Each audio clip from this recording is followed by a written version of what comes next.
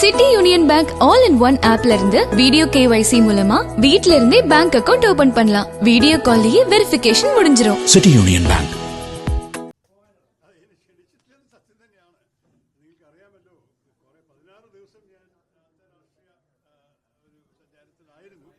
അത് സർക്കാർ ആവശ്യപ്പെട്ടിട്ടാണ് സംഭവിച്ചത്.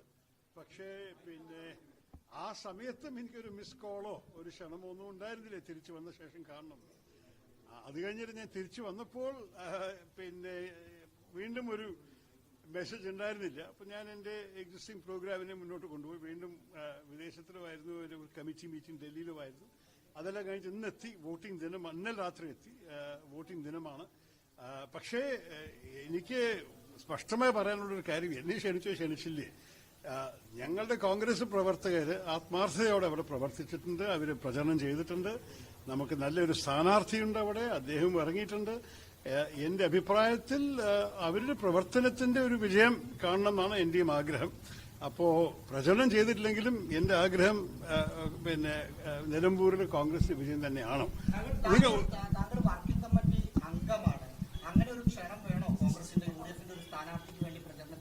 ഇനി പ്രത്യേകിച്ച് ഇങ്ങനെ ഒരു ക്ഷണം ഞാൻ ഒരു കാര്യം പറയട്ടെ, തിരക്കുള്ള ഒരു സമയത്തിൽ അവർ പ്രത്യേകിച്ച് വിളിച്ചെന്താ വരുന്നുണ്ടോ വരുന്നില്ലേ ഒരു പ്രോഗ്രാം ഇടണം എന്നൊക്കെ സാധാരണ ചെയ്യാറില്ല. ഉദാഹരണം വയനാട്ടിൽ ഞങ്ങൾക്ക് തെരഞ്ഞെടുപ്പുണ്ടായ സമയത്ത് പ്രിയങ്ക ഗാന്ധിക്ക് വേണ്ടിയിട്ട് ക്ഷണം വന്നിട്ടാണ് നമ്മൾ പ്ലാൻ ചെയ്യുന്നത്. ഞങ്ങളും പറഞ്ഞു എപ്പോഴാണ് വരേണ്ടത്, സൗകര്യം നോക്കാം. പക്ഷെ അവിടെ എത്തിക്കഴിഞ്ഞാൽ പ്രോഗ്രാം ഉണ്ടാവണമല്ലോ. ഓരോരോ സ്ഥലത്ത് ഓരോരോ മണ്ഡലത്തിൽ എവിടെ പ്രസംഗിക്കേണ്ടത്, ഒരു സ്ഥലത്ത് ഒരു ഉദ്ഘാടനം, മറ്റെവിടെ ഒരു പ്രഭാഷണം, മൂന്നാമത്തത് സ്ഥാനാർത്ഥിയോടൊപ്പം വേദിയിൽ കയറല്, അങ്ങനെയുള്ള ചില പരിപാടികളൊക്കെ പാർട്ടി അവിടെ ലോക്കലി ഓർഗനൈസ് ചെയ്തിട്ട് പറയാറുണ്ട്. അതാണ് സാധാരണ എന്റെ അനുഭവം. ഒഴിവാക്കി നിർത്തുന്ന സമയത്ത് ഒഴിവായി നിൽക്കലാണോ ഒരു നല്ല രീതി? അടിച്ചു കയറി പോകുന്ന ഒരു തരൂർ സ്റ്റൈൽ ഉണ്ടല്ലോ. ഇല്ല, അടിച്ചു കയറി പോകുന്ന സ്റ്റൈലുണ്ടോ എനിക്ക്? ഞാൻ അങ്ങനെ ഒരു പെരുമാറ്റം ഞാൻ ഇതുവരെ കാണിച്ചിട്ടില്ല. അല്ലല്ല, മര്യാദയോട് പെരുമാറുന്ന ഒരു വ്യക്തിയാണ് ഞാൻ. എന്നെ ക്ഷണിച്ച എവിടെ ഞാൻ പോകും, ക്ഷണിക്കാത്ത അവിടെ അത്ര പോവാറുള്ളൂ. അങ്ങനെ ഒരു കാര്യം ഞാൻ പറയട്ടെ, കോൺഗ്രസ് എന്ന് പറഞ്ഞൊരു സ്ഥാപനവും കോൺഗ്രസിന്റെ മൂല്യങ്ങളും കോൺഗ്രസിന്റെ പ്രവർത്തകരും ഒക്കെ എനിക്ക് ഭയങ്കര അടുപ്പമാണ്. ഞാൻ 16 വർഷമായിട്ട് ഇപ്പോൾ നമ്മളുടെ പാർട്ടി പ്രവർത്തകരൊപ്പം നിന്ന് പ്രവർത്തിച്ചിട്ട് അവരുടെ കഴിവ്, അവരുടെ ആത്മാർത്ഥത, അവരുടെ ഐഡിയലിസം എല്ലാം ഞാൻ കണ്ടതാണ്. അപ്പൊ എനിക്ക് കോൺഗ്രസ് പാർട്ടി ഒരു സ്ഥാപനമായിട്ടോ കോൺഗ്രസ് പ്രവർത്തകര് മനുഷ്യന്മാരായിട്ടും സുഹൃത്തുക്കളായിട്ടും സഹോദരന്മാരായിട്ടും അവരൊപ്പമുള്ള സ്നേഹവും സൗഹാർദ്ദത്തെയും കുറിച്ച് നിങ്ങൾ ആർക്കും ഒരു സംശയവും വേണ്ട. അത് എപ്പോഴും ഉണ്ടോ, എപ്പോഴും ഉണ്ടാവും. ഇപ്പോഴത്തെ ചില കോൺഗ്രസ് നേതൃത്വത്തിനൊപ്പം എനിക്ക് ചില അഭിപ്രായ വ്യത്യാസങ്ങൾ ഉണ്ടായിട്ടുണ്ടെന്ന് നിങ്ങൾക്കറിയാം. ഇതില് പല കാര്യങ്ങൾ പബ്ലിക്ലി ഉണ്ട്, അതുകൊണ്ട് നിങ്ങൾക്കറിയാം അഭിപ്രായ വ്യത്യാസങ്ങൾ കണ്ടിട്ടുണ്ട്. പക്ഷെ അതൊക്കെ ഞാൻ പാർട്ടിയിലകത്ത് അവരൊപ്പം തന്നെ നേരിട്ട് സംസാരിക്കുകയാണ് നല്ലത്. ഇന്ന് എന്റെ അഭിപ്രായത്തിൽ അങ്ങനെ ഒരു ചർച്ചയ്ക്ക് ഉള്ളൊരു ദിനമല്ല. ഇന്ന് ഒരു ഇലക്ഷൻ നടക്കുന്നു. ആ ഇലക്ഷനിൽ എന്റെ സുഹൃത്തായ നമ്മുടെ സ്ഥാനാർത്ഥി ജയിക്കട്ടെ. അതിനുവേണ്ടിയുള്ള എല്ലാ പ്രവർത്തനവും എന്റെ പാർട്ടി പ്രവർത്തകർ ചെയ്ത ശേഷം അവരുടെ പ്രവർത്തനത്തിൽ നല്ല റിസൾട്ട് കാണും. തിരുവനന്തപുരത്ത് നന്നേ പലവരും പോയി അവിടെ പ്രചരണം ചെയ്തിട്ടുണ്ട്. അവരുടെ ആ പ്രവർത്തനത്തിന്റെ ആ റിസൾട്ട് വരട്ടെ, അവർക്കും കാണണം. ഞാൻ പറയില്ല, ഇന്ന് എനിക്ക് അതിനെക്കാട്ട് പറയാനൊരു ആഗ്രഹമില്ല. നിങ്ങളെല്ലാം അറിയപ്പെടുന്ന കാര്യങ്ങളാണ്. നിങ്ങൾ തന്നെ ഇതിനെക്കുറിച്ച് എഴുതിയിട്ട് റിപ്പോർട്ട് ചെയ്ത കാര്യങ്ങളൊക്കെ ഉണ്ടല്ലോ. അപ്പൊ അതെല്ലാം ഉണ്ടെന്ന് ആർക്കും ഒളിക്കാൻ സാധിക്കാത്തൊരു കാര്യമായ കാര്യം അതുണ്ട്. പക്ഷെ ഇന്ന് ഞാൻ അതിനെക്കുറിച്ച് സംസാരിക്കാൻ ആഗ്രഹിക്കുന്നില്ല. നേരിട്ട് കണ്ടിട്ട് ചില കാര്യങ്ങൾ സംസാരിക്കാനുള്ള ആവശ്യമുണ്ടാവും. അതിന് സമയം വരുമ്പോൾ ചെയ്യാം. പക്ഷെ ഇതൊരു ഇലക്ഷൻ കഴിയട്ടെ. നമ്മൾ ഇന്ന് വോട്ടിംഗ് ആണ്, 3 ദിവസം കഴിഞ്ഞ റിസൾട്ടും വരും. അതെല്ലാം വന്ന ശേഷം നമുക്ക് പിന്നെ നോക്കാം. ഞാൻ ഇപ്പൊ ശരിക്കും പറയുകയാണെങ്കിൽ നിങ്ങളുടെ മനസ്സിലുള്ള ചോദ്യങ്ങൾ എനിക്ക് മനസ്സിലാവാൻ സാധിച്ചു. പക്ഷെ ഞാൻ അതിനു വേണ്ടിയിട്ടല്ല ഞാൻ ഇന്ന് ഇറങ്ങിയിരിക്കണത്. ഞാൻ ആക്ച്വലി നമ്മളുടെ കോൺഗ്രസ് പാർട്ടിയുടെ കാരണവരായ തെന്നല ജി മരിച്ച ശേഷം ഞാൻ വിദേശത്തിലായിരുന്നത് സംഭവിച്ചപ്പോൾ അദ്ദേഹത്തിനെ കാണാൻ സാധിച്ചത്, കുടുംബക്കാരെ കാണാൻ സാധിച്ചത്. ഞാൻ അവിടേക്ക് ഇറങ്ങുന്ന വഴിക്കാണ് നിങ്ങൾ എല്ലാവരും ഇവിടെ കാണുന്നത്. പ്രധാനമന്ത്രി കഴിഞ്ഞ ദിവസം കണ്ടു. കോൺഗ്രസ് നേതൃത്വമായി ചില പ്രശ്നങ്ങളിൽ നിൽക്കുന്നു. താങ്കൾ BJPയിലേക്ക് പോകും എന്ന തരത്തിലുള്ള പ്രചാരണം പല കോണുകളിൽ നടക്കും. പ്രധാനമന്ത്രിയുടെ ഒപ്പമുള്ള സംസാരം ഒക്കെ ഞങ്ങളുടെ ഡെലിഗേഷന്റെ ഈ വിസിറ്റിനെ കുറിച്ചും അവിടെ നടന്ന ചർച്ചകളെക്കുറിച്ചും ഞങ്ങൾ എന്ത് പറഞ്ഞു, അവരെന്ത് മറുപടി പറഞ്ഞു, എന്തായിരുന്നു റിയാക്ഷൻ, അങ്ങനെയുള്ള വിഷയങ്ങളെ കുറിച്ച് ചർച്ച ചെയ്യാനായിരുന്നു പ്രധാനമന്ത്രിയുടെ താല്പര്യം. അതിലാണ് ഞാൻ സംസാരിച്ചത്. ഞങ്ങൾ വേറെ വിഷയങ്ങളോ നമ്മളുടെ ഭാരതത്തിന്റെ അകത്തുള്ള ഡൊമസ്റ്റിക് രാഷ്ട്രീയം പറയാനൊരു അവസരമായിരുന്നില്ല. ഞാൻ ഇപ്പോഴേ പറയുന്നു, രാഷ്ട്രീയത്തിനൊരു സ്ഥാനമുണ്ട്. ദേശീയ നാഷണൽ ഇൻട്രസ്റ്റ് എന്ന് പറയുന്ന ഒരു വിഷയം നിങ്ങൾക്ക് ഒരുപക്ഷെ ഈ സമയത്ത് ഓർമ്മയുണ്ടാവില്ലായിരിക്കും. ഞാൻ ആദ്യം 2014 എക്സ്റ്റേണൽ അഫയേഴ്സ് കമ്മിറ്റിയുടെ അധ്യക്ഷനായി വന്നപ്പോൾ ഞാൻ പറഞ്ഞു, കോൺഗ്രസ് ഫോറിൻ പോളിസിയോ BJP ഫോറിൻ പോളിസിയോ ഒന്നുമില്ല എന്റെ മനസ്സിൽ. ഇന്ത്യൻ ഫോറിൻ പോളിസിയേ ഉള്ളൂ, ഇന്ത്യൻ ദേശീയ ആവശ്യങ്ങളേ ഉള്ളൂ, ഇന്ത്യൻ നാഷണൽ ഇൻട്രസ്റ്റേ ഉള്ളൂ. ഇതിനു വേണ്ടിയിട്ടാണ് ഞാൻ പ്രവർത്തിക്കുന്നത്. 2014 ഓൺ ദ റെക്കോർഡ് പറഞ്ഞത് നിങ്ങൾക്ക് ഗൂഗിൾ ചെയ്താൽ കാണാൻ സാധിക്കും. ഞാൻ എന്റെ ലൈന് മാറിയിട്ടില്ല. രാജ്യത്തിന്റെ വിഷയങ്ങൾ വരുമ്പോൾ, ഭാരതത്തിന്റെ വിഷയങ്ങൾ വരുമ്പോൾ നമ്മൾ എല്ലാവരും കടമയാണ് ഭാരതത്തിന് വേണ്ടി പ്രവർത്തിക്കാനും ഭാരതത്തിന് വേണ്ടി സംസാരിക്കാനും. ഞാൻ ഇപ്പോഴേ പറയുന്നു, ആ ഓപ്പറേഷൻ സിന്ദൂർ നടക്കുന്ന സമയത്ത് തന്നെ ഞാൻ പറഞ്ഞത് എന്റെ സ്വന്തം അഭിപ്രായമായിരുന്നു. ആരും എന്നെ സർക്കാരിന് വിളിച്ചിട്ട് ആവശ്യപ്പെട്ടിട്ടല്ല. കാരണം എനിക്കും ഇതിനെക്കുറിച്ച് ചില അഭിപ്രായങ്ങളുണ്ട്. ആ അഭിപ്രായങ്ങൾ ഒരു ഭാരതീയന്റെ അഭിപ്രായങ്ങളാണ്. അതുപോലെ തന്നെയാണ് ഞാൻ സംസാരിച്ചത്, അതുപോലെ തന്നെയാണ് ഞാൻ സേവനം ചെയ്തത്. ഞാൻ അപ്പോഴും നിങ്ങളുടെ മുമ്പിൽ പറഞ്ഞിട്ടുണ്ടായിരുന്നു, ഇവിടുന്ന് ഇറങ്ങണ മുമ്പ്, സർക്കാർ ആവശ്യപ്പെട്ടാൽ, രാജ്യത്തിന് എന്റെ സേവനം ആവശ്യമുള്ളപ്പോൾ ഞാൻ എപ്പോഴും അതിന് തയ്യാറാണ്. ഒരിക്കലും എന്റെ വക ഒരു കുറവ് കാണില്ല. അതുപോലെ തന്നെ എന്നെ ക്ഷണിച്ചു. എന്നെ ആവശ്യപ്പെട്ടത് സർക്കാരായിരുന്നു. സത്യമാണ്, പാർട്ടി എന്നെ ആവശ്യപ്പെട്ടില്ല അത് ചെയ്യാൻ. പക്ഷേ സർക്കാർ ആവശ്യപ്പെടുമ്പോൾ ഞാനൊരു ഭാരതീയ പൗരനായിട്ട് എന്റെ ഡ്യൂട്ടി, എന്റെ കടമ ഞാൻ ചെയ്തു. അത് അഭിമാനത്തോടെ ചെയ്തു, തിരിച്ചു വന്നു. ഇനി ആ ഫേസ് ഇപ്പോൾ നമ്മളുടെ പുറകെയാണ്. ഇനി കൂടുതൽ സംസാരിക്കാൻ ആവശ്യമുണ്ടോ എന്ന് എനിക്കറിയാം. കോൺഗ്രസിന്റെ ദേശീയ നേതൃത്വത്തെ അസ്വസ്ഥതപ്പെടുത്തുന്ന ഒരു സാഹചര്യമുണ്ടായി. സമാനമായ ഒരു സാഹചര്യം സംസ്ഥാനത്തുമുണ്ടെന്നാണ് നേതാക്കൾ പറയുന്നത്. ഒരുപക്ഷെ അതാണ് അവർക്ക് ഞാൻ പറഞ്ഞതിനെ കുറിച്ച് വല്ല ചോദ്യങ്ങളുണ്ടെങ്കിൽ എന്നോട് നേരിട്ട് ചോദിക്കാൻ അവർക്ക് ഒരു ബുദ്ധിമുട്ടുമില്ല. ചോദിച്ചോട്ടെ. ഇതുവരെ അങ്ങനെ ചോദ്യങ്ങൾ വന്നിട്ടില്ല. ചില തെറ്റിദ്ധാരണകൾ ഉണ്ടായിരുന്നതും ഞാൻ കണ്ടു.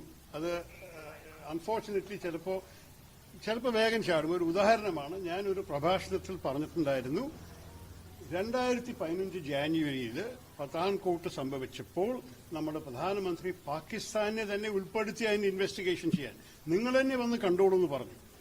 അത് നമ്മുടെ രാജ്യത്തിൽ ചിലർ ഞെട്ടിപ്പോയി. പക്ഷെ എന്നിട്ടും കൂടി അവർ വന്നിട്ട് തിരിച്ചുപോയി പറഞ്ഞു, ഇന്ത്യക്കാരനെ സ്വയം ചെയ്തതാണ് എന്ന് പറഞ്ഞ് നടന്ന ശേഷം അവരെ നമ്മൾക്ക് അത്രത്തോളം ആ വിശ്വാസക്കുറവുള്ള കാരണം അത് കഴിഞ്ഞിട്ട് അടുത്ത ഭീകരവാദികളുടെ ആക്രമണം വന്നപ്പോൾ ആദ്യത്തെ തവണ തന്നെ നമ്മൾ ലൈൻ ഓഫ് കൺട്രോൾ ക്രോസ് ചെയ്തു എന്ന് ഞാൻ പറഞ്ഞു. അത് ചിലവര് എന്റെ പ്രഭാഷണം കേൾക്കാതെ, ഞാൻ പറഞ്ഞ സ്റ്റേറ്റ്മെന്റ് കേൾക്കാതെ, ഭാരതത്തിന്റെ ചരിത്രത്തിൽ ആദ്യത്തെ തവണ ക്രോസ് ചെയ്ത പോലെ എനിക്കെന്റെ തലയ്ക്ക് സൂക്കടാണ്. എനിക്കറിയില്ല എപ്പോഴാണ് നമ്മൾ ക്രോസ് ചെയ്തിരിക്കുന്നതൊക്കെ. ഞാൻ തന്നെ എഴുതിയ കാര്യങ്ങളല്ലേ. അപ്പോ അനാവശ്യമായിട്ട് 1965 യുദ്ധം മുതലുള്ള കാര്യങ്ങൾ അവർ ഉദാഹരണമായി എടുത്തു. ഇത് തെറ്റിദ്ധാരണയാണ്. ഞാൻ പറഞ്ഞു, ഇതിനെക്കുറിച്ചൊന്നും സമയം ചെലവാക്കാൻ എനിക്ക് സമയമില്ല. ഞങ്ങളൊക്കെ ആ കാലത്തൊക്കെ രാത്രി 1-2 മണിക്കൂർ ഉറങ്ങുന്ന ജേണിയായിരുന്നു. 5 രാജ്യത്ത് പോവായിരുന്നു. ഫ്ലൈറ്റുകളൊക്കെ രാത്രി നേരത്തായിരുന്നു. ഭയങ്കര തിരക്കുള്ള സമയത്തിന്റെ ഇടയിൽ കൂടെ ഇവിടെ ഞാൻ പറഞ്ഞത് മനസ്സിലാവാതെ അതിനെക്കുറിച്ച് വിവാദം ഉണ്ടാക്കുന്ന സ്ഥിതിയിൽ ഞാൻ എന്തിനാണ് അതിൽ തർക്കത്തിൽ ഇറങ്ങുന്നത് പറഞ്ഞു. ഞാൻ ഒരു വാചകത്തിൽ ഡിസ്മിസ് ചെയ്തു. ആ തർക്കം ഇവിടെ 3-4 ദിവസം നടന്നുകൊണ്ടിരുന്നെന്ന് കേട്ടു. അത് പറഞ്ഞിട്ട് വല്ല കാര്യമുണ്ടോ? ഇതെല്ലാം കഴിഞ്ഞ കഥകളല്ലേ. എനിക്ക് ഇതിനെക്കുറിച്ചൊന്നും നോക്കൂ, ഞാൻ എവിടേക്കും പോകുന്നില്ല. ഞാൻ കോൺഗ്രസിന്റെ ഒരു അംഗമാണ്. കോൺഗ്രസ് പാർട്ടിക്ക് എന്നെ കുറിച്ചുള്ള എന്താണ് വിചാരം കോൺഗ്രസ് പാർട്ടി തന്നെ പറയട്ടെ. എന്നോട് ചോദിക്കാൻ ആവശ്യമില്ല. ഞാൻ ഇവിടെ തന്നെ പ്രവർത്തിക്കുന്നു. ജനങ്ങൾ തിരുവനന്തപുരത്ത് നൽകിയ വിശ്വാസം ഞാൻ 3 തവണ ആത്മാർത്ഥയിൽ പൂർത്തിയാക്കി. 4ാം തവണ അവർ തന്ന വിശ്വാസങ്ങൾ ഞാൻ ഇന്നത്തെ ഭൂരിപക്ഷം നടന്ന മീറ്റിംഗ്സും ചർച്ചകളും ഒക്കെ നമ്മുടെ തിരുവനന്തപുരത്തിന്റെ വിഷയത്തെക്കുറിച്ച് മാത്രമേ ആയിരുന്നുള്ളൂ. വേറെ ഒരു രാഷ്ട്രീയം സംസാരിച്ചു. നിങ്ങൾ ഒരുപക്ഷെ ഇവിടെ നിൽക്കുകയാണെങ്കിൽ കണ്ടിട്ടും ആരൊക്കെയാണ് വന്ന് കൂടിപ്പോയത്. നമ്മുടെ തിരുവനന്തപുരത്തിന്റെ നഴ്സുമാരുടെ വിഷയം, നമ്മുടെ തീരദേശത്തിന്റെ കടലാക്രമണത്തിന്റെ വിഷയം, നമ്മുടെ ഓരോരോ ഈ നഗരത്തിന്റെ ആവശ്യങ്ങൾക്ക് വേണ്ടിയിട്ടാണ് ഞാൻ ഇന്ന് രാവിലെ ഇരുന്ന് മൊത്തത്തിൽ ഓരോരോ ആൾക്കാരെ കണ്ടുകൊണ്ടിരിക്കുന്നതായിരുന്നു. നമുക്ക് ഒരു കാര്യം മനസ്സിലാക്കണം, ഒരു ചുമതല ഏറ്റിയെടുത്താൽ അതിനെ ഒരു ആത്മാർത്ഥതയോടും ഒരു ആത്മവിശ്വാസത്തോടും പ്രവർത്തിക്കണം. അങ്ങനെ ചെയ്ത ഒരു മനുഷ്യനാണ് എന്റെ ജീവിതം മുഴുവൻ. 29 വർഷം ഐക്യരാജ്യസഭയിലും 16 വർഷം നിങ്ങളുടെ പ്രതിനിധിയായിട്ടും അങ്ങനെയാണ് ഞാൻ പ്രവർത്തിച്ചിരിക്കുന്നത്. ഇന്നലെ സർക്കാർ എനിക്ക് ഒരു ചുമതല തന്നു. അതിന് ഞാൻ അതേപോലെ ഒരേ ആത്മാർത്ഥതയോടും ഒരേ മനസ്സോടും ഒരേ ആ സിൻസിയറിറ്റിയോടും ഞാൻ പ്രവർത്തിച്ചു. അതുപോലെ ഇനിയും അവസരങ്ങൾ വന്നാൽ ഞാൻ ഉണ്ടാവും എന്ന് ഞാൻ പറയുന്നുള്ളൂ. അതിനേക്കാൾ കൂടുതൽ ഇപ്പോൾ പറയാനൊരു ആവശ്യം കാണുന്നു.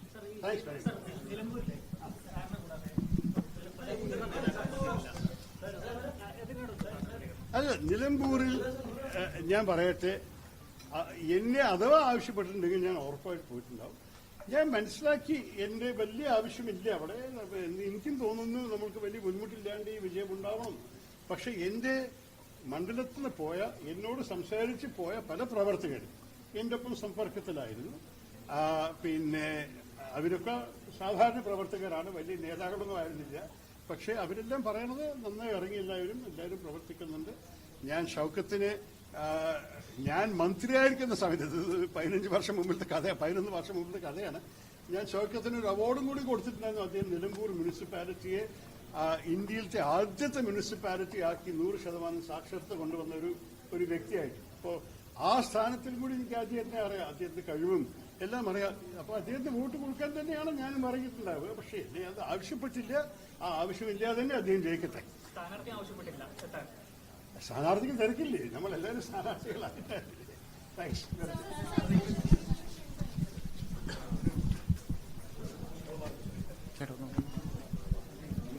മാറ്റും.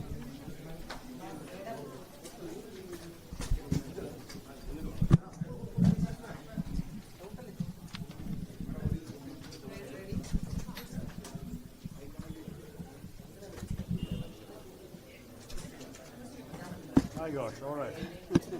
As we are speaking, there is a lot of tension in Bilal and Israel. We don't know what is going to be the next step. So how are you seeing this at this situation?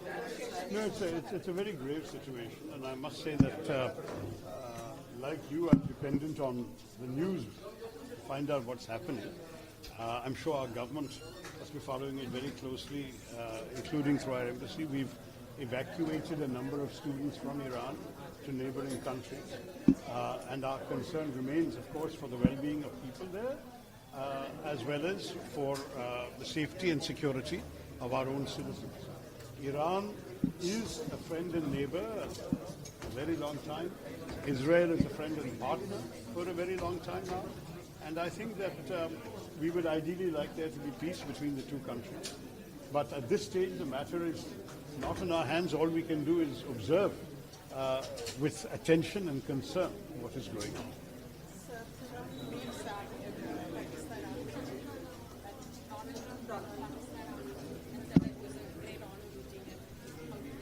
Look, I have not seen the outcome after the meeting. I understood that apparently, according to the White House, this general had said that the president should get the Nobel Peace Prize and so on. And he was rewarded with a lunch. I'm very pleased that I hope the food was good and that he has also got some food for thought in the process. I would hope that in these interactions with the Americans, that they would also remind Pakistan of the great importance of not supporting terrorism, of not providing a safe haven to terrorists, of not enabling, guiding, training, arming, financing, equipping, and dispatching terrorists to our country from their soil. This is something which some of the American senators and congressmen who met the Pakistani delegation that was there at the same time that my delegation was there did do. They did tell Pakistan all of this, and it is our hope that everyone in the U.S. government will do this. They could not have forgotten the episode of Osama bin Laden so quickly. Osama bin Laden killed over 2,000 people in the 9/11 attacks, and he did so on American soil. He destroyed 2 iconic American buildings. Large numbers of American citizens and those of many other nationalities lost their lives. So in those circumstances, Pakistan's culpability in hiding this man until he was finally found in an army, in a safe house near an army camp in a cantonment city, that is something that could not be that easily forgotten and forgiven by the Americans. So I hope that while the general was being wined and dined, or lunched and munched, I don't know, at the same time that he would have got these firm messages, because that would also be in America's interest. So your delegation met the vice president, but Yeah. the general now meeting the president himself. So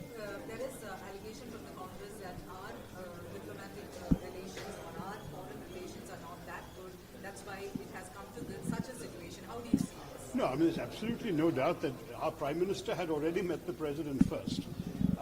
For us, for a parliamentary delegation to be received by the Vice President is itself a significant honor, because in some countries, parliamentary delegations only are met by other parliamentary members, or members in this case of the US Congress and Senate. We met them also, but we certainly had the privilege of seeing both the Vice President and the Deputy Secretary of State. And in both cases, we gave exactly the message that you have heard the Prime Minister now giving to the President. So not only was this message already received from our delegation, but it was received and accepted without any demur, disagreement or argument by the Vice President and by the Deputy Secretary. They fully understood exactly where we were coming from. You know, the question about mediation is something that I've answered to all of you in the past. Mediation implies equivalence, and there is no equivalence between terrorists and their victims. There is no equivalence between a state that dispatches terrorists and a state that repels them. There is no equivalence between a state from which attacks are conducted and a state that is exercising its right of self-defense. And where there is no equivalence, there can be no mediation. The question is academic. Furthermore, in the case of Operation Sindhu, from day one, India had made it very clear that this was a strike of retribution against terrorists. At no stage did India ever imply it was the opening salvo of a protracted war. On the contrary, we made it clear that if Pakistan chose to respond, only then would be further response. If Pakistan stopped, he would stop. This message was given not just to Pakistan, but to the world. If you watch the daily briefings of the Indian government and the armed forces, during Operation Sindhu, the message is clear. So we never needed persuading to stop. If there was any pressure from American President Trump, that pressure would have only been on Pakistan. It would only have been on General Munir. So maybe that's why he needs to thank. It's not on us. And I think that is something that we must all understand. We welcome any pressure the Americans may have put on Pakistan, but we did not ask for it. We did not request anyone's mediation. What we have done is we have said our intention is this. Terrorists have attacked our country. We are tired of just only dealing with them on our soil. We are now going to deal with them where they are based, and we are going to hit their bases. If Pakistan wants to rise in defense of terrorists and hit us, we will hit them back. If Pakistan stops, we will stop. Every single day, this was our message. Pakistan offered to stop, we stopped. I don't see any issue there of requiring mediation or requiring pressure on us. And when we explained this in our meetings, it was fully understood. Absolutely fully understood. And I can assure you that what the Prime Minister is now reported to have said is the message that we ourselves have given. I personally spoke to the Vice President in the meeting. We have been very diplomatic and correct in not saying all this publicly, but now today I can reveal it. It is something that we have already conveyed, and there is no doubt at any level of the US administration where India stands on this matter. In Nilapur, we saw an extensive campaign from Congress side. You were the only one who said, were you not invited by the party? No, I was not invited by the party, but that's all right. First of all, I was gone for much of the time on this official diplomatic mission. When I came back, there was no insistence, no missed call from the leadership saying I should come. So I took it as an opportunity to fulfill my prior commitments, which I did, including chairing a committee meeting of External Affairs, which was a good meeting in Delhi. And I've come to Kerala. As it happens, I came yesterday. Today is voting day. And I'm urging everyone to vote for my party's candidate. He's a good candidate. When I was Minister for HRD, I had the honor of giving him an award as the head of the municipality of Nilambur, which had then become India's first municipality to have 100% literacy, adult literacy included. That's the kind of service to the public we need to see happening. My party workers have been working very hard, including many from Thiruvananthapuram who have been in touch with me. And I hope that their efforts are crowned with success. And I would say that the values of the institution of the Congress Party are the institutional values that have kept me in the Congress Party. My values are a matter of record. My close relations with party workers have seen me through 4 elections in my own constituency and in numerous elections. I mean, last time I remember campaigning in 56 constituencies in the state assembly elections. And Congress party workers have been by my side everywhere. So just want to stress my relationship with my brothers and sisters in the Congress party is always what it is, and it's very strong. Yes, there may have been some differences with the leadership on some issues.